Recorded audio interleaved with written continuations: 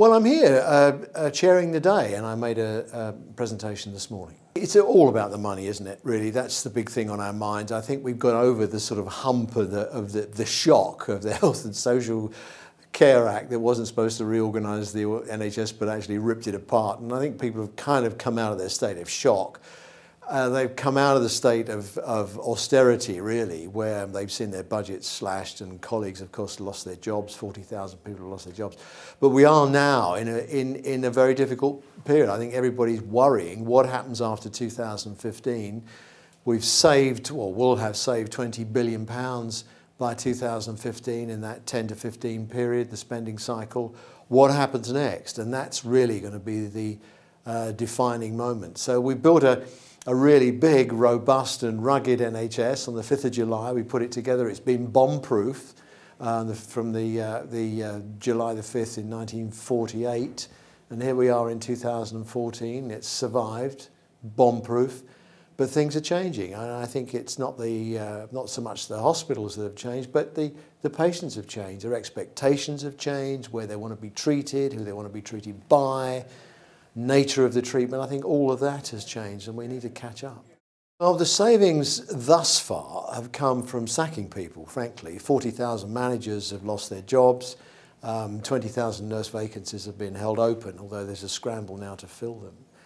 And the tariff, that's the amount of money that people get paid for doing services and performing operations and so on in the NHS, the tariff has been cut. And the wage bill has been held back now for the last 3 or 4 years. So I think all the soft things have been done. You know, the easy things that could be done from Whitehall, the big levers you can pull on, you know, that's been done. Now it's getting much more difficult. And this is where I think technology will come into its own, where we are just simply going to have to work smarter for the money that we've got. And there isn't one big IT whiz-bang thing that we can do. I think it's like the Olympic cyclists talked about, the aggregation of minor gains. I think there's a lot of IT things that we've seen here today at the conference and exhibition, where if you put them together, you start to make inroads in the NHS cost base, and that's the next thing. We kind of cut the fat out, but now it's getting into the bone. It's going to be tricky. The return on investment calculation is always the big problem, and it starts with the Treasury. Because for the NHS to get additional funding from the Treasury, they have to promise the Treasury that they're going to save a certain amount of money. And that has to be very convincing, because the Treasury are very difficult people to do business with. And that's public money, and I guess that's right.